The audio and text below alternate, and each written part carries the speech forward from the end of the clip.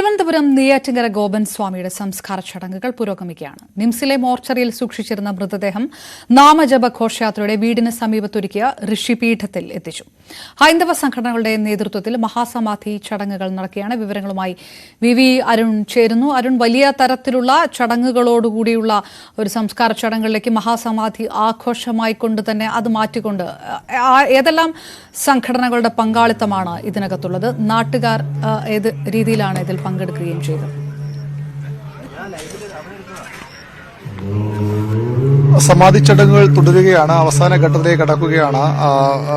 ഭൗതികദേഹം ഈ സമാധി കല്ലറയിലേക്ക് ഇറക്കിയ ശേഷം പിന്നീട് ഭസ്മമിട്ട് മൂടുന്ന ചടങ്ങാണ് ഇപ്പോൾ നടക്കുന്നത്. ഇനിയും 500 കിലോയോളം ഭസ്മം ഇതിന് വേണ്ടി വരുമെന്നാണ് പറയുന്നത്. ഏതായാലും ഭസ്മം ഇട്ട് പൂർണ്ണമായും ഈ ഭൗതികദേഹം മറവ് ചെയ്യാൻ ഇനിയും മണിക്കൂറുകളെടുക്കും. അതിനുശേഷം മാത്രമേ സംസ്കാരം പൂർത്തിയായെന്ന് പറയാൻ കഴിയൂ. നമുക്കറിയാം, ഇന്നലെ വൈകിട്ടാണ് പോസ്റ്റ്മോർട്ടത്തിന് ശേഷം ഭൗതികദേഹം ബന്ധുക്കൾക്ക് വിട്ടുകൊടുത്തത്. നെയ്യാറ്റിൻകര സ്വകാര്യ ആശുപത്രിയിൽ സൂക്ഷിച്ചിരിക്കുകയായിരുന്നു ഇന്ന് ഉച്ചവരെ ഭൗതികദേഹം. അവിടെ നിന്ന് നാട്ടുകാരും ബന്ധുക്കളും അതുപോലെ തന്നെ വിവിധ ഹൈന്ദവ സംഘടനാ പ്രവർത്തകരും ചേർന്ന് ഏറ്റുവാങ്ങിയ ഭൗതികദേഹം നാമജപ യാത്ര എന്ന പേരിലാണ് ഈ വീട്ടിലേക്ക്, സമാധി സ്ഥലമെന്നവർ പറയുന്ന വീട്ടിലേക്ക് കൊണ്ടുവന്നത്.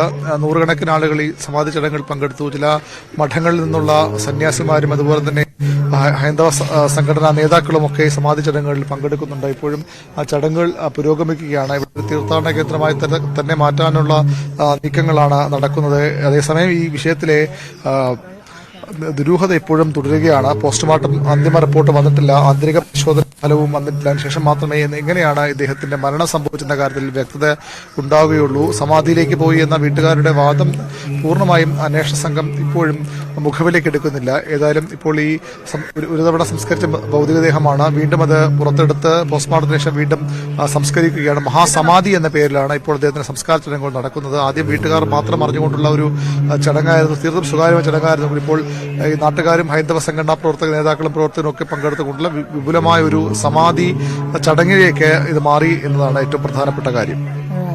വിവരങ്ങൾ